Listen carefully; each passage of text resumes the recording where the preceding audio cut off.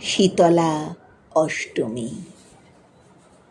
দোল পূর্ণিমার পরে কৃষ্ণপক্ষের অষ্টমী তিথি হল শীতলা অষ্টমী। দেবী শীতলা হলেন দেবী দুর্গা মাতারই আর এক রূপ।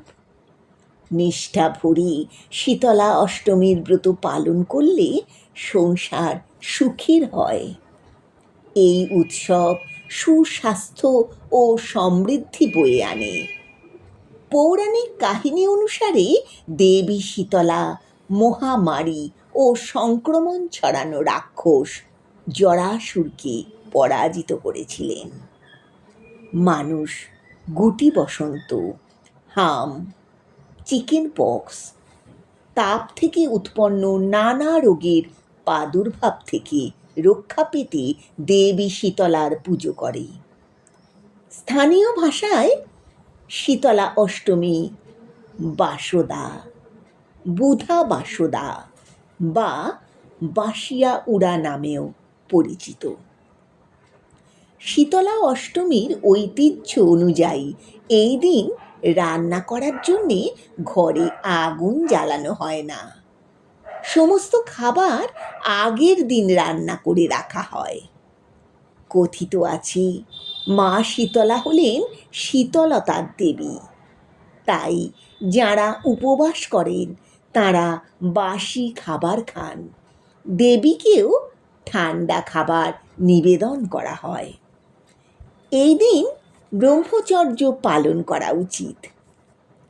দেবী শীতলার এক হাতে থাকে ঝাঁটা, যা দিয়ে তিনি সংসারের সমস্ত ময়লাকে পরিষ্কার করে দেন, এবং অপর এক হাতে থাকে গঙ্গা জলপূর্ণ কলস।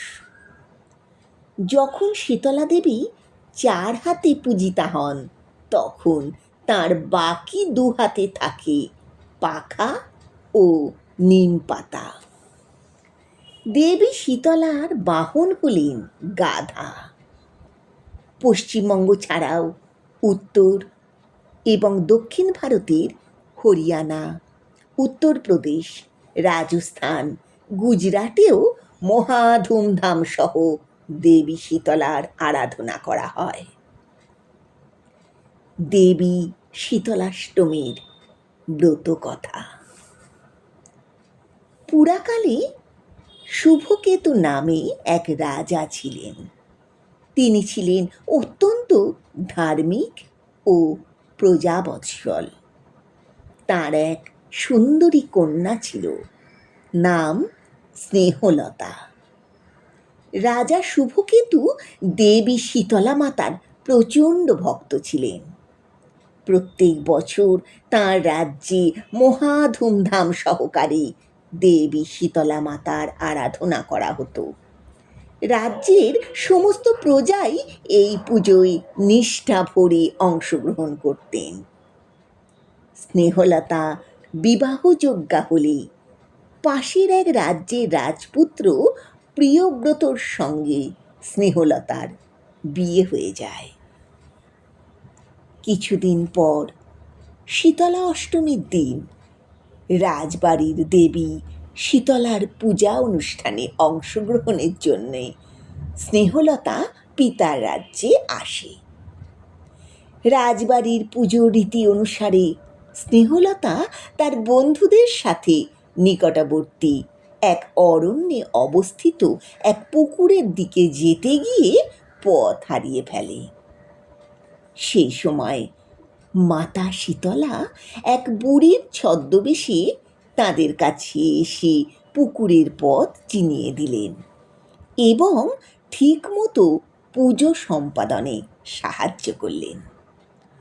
পুজোর শেষে শীতলা দেবী খুবই সন্তুষ্ট হলেন এবং স্নেহলতাকে একটি ঝাঁটা দিলেন। স্নেহলতা শীতলা দেবীকে বললেন প্রয়োজনের সময় তিনি ঝাঁটাটি ব্যবহার করবেন। রাজপ্রাসাদে ফেরার সময় স্নেহলতা দেখতে পেলেন এক দরিদ্র পরিবার তাদের এক সদস্যের চিকেন পক্সের কারণে মৃত্যু হওয়ার জন্যে ক্রন্দন করছি। তক্ষুনি তিনি ঝাঁটাকে আহ্বান করলেন এবং সেই মৃত ব্যক্তির প্রাণ ফিরিয়ে দেবার জন্যে দেবী শীতলা মাতার কাছে প্রার্থনা করলেন। দেবী শীতলা মাতা সেই মৃত ব্যক্তির প্রাণ ফিরিয়ে দিলেন। এই অবিশ্বাস্য খবর সারা দেশে ছড়িয়ে পড়ল। শীতলা অষ্টমীর ব্রত পালন করার গুরুত্ব সবাই বুঝতে পারল। সেই থেকে সমস্ত দেশবাসী নিষ্ঠা ভরে প্রতি বছর শীতলাষ্টমীর ব্রত পালন শুরু করেছিল।